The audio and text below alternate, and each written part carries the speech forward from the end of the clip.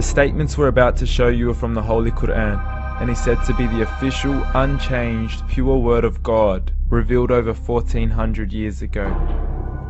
Claiming to be the word of God is a heavy statement, and without proof, or if a single contradiction is found within the book, the apparent word of God will be proven false. So without further ado, let's put the book to the test. In the 23rd chapter, titled The Believers, from the 12th to the 14th verses, God is said to give a detailed description of how the human being is formed. It begins by saying, "We then placed him as a sperm drop in a place of settlement, firmly fixed. Then we made the drop into a alaqa." We will translate this word very soon. "And then we changed the alaqa into a lump. Then we made out of that lump into bones. And then we clothed the bones with flesh. Then we caused him to grow and come into being and attain the definitive human form." In the 21st century, we can now safely say that this verse is clearly describing the process of human development in correct chronological order. However, what we should be paying attention to in particular is the second stage, referring to the development of the embryo. The specific word used to describe the embryo in this verse is the word alaqa. The word alaqa, when translated into English, can mean three separate things.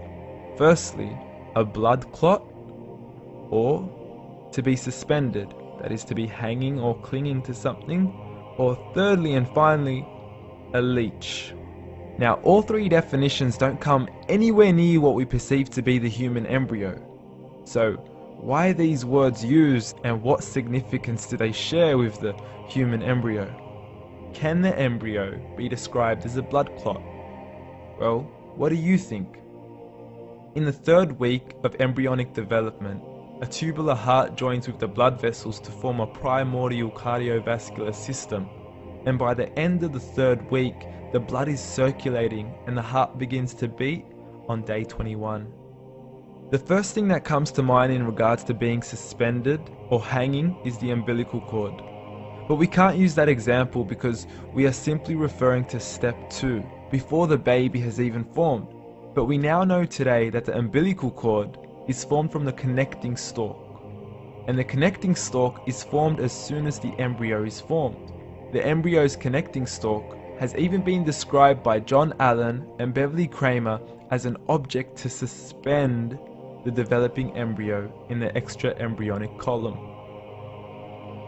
So an embryo is suspended and does have a strong resemblance with a blood clot. What on earth would an embryo have to do with a leech? Figure A shows the structure of an embryo at 25 days. Figure B shows a leech. Now please note once again that the embryo in this stage is no greater than the size of a kernel of wheat. This is an X-ray of the embryo at 22 days. This is the internal structure of a leech. It's mind-blowing stuff, but you still haven't seen anything yet. This is the head of the embryo at 22 days. The detail you are seeing right now is absolutely impossible to be seen with the human eye and can only be seen with a microscope. This is the back end of a leech. There's no other words used to describe this other than mind-blowing. The pictures we have shown you are impossible to be seen with the human eye or even to be predicted by the human mind. Once again, the verses we have shown you were revealed over 1400 years ago to a man who couldn't read nor write.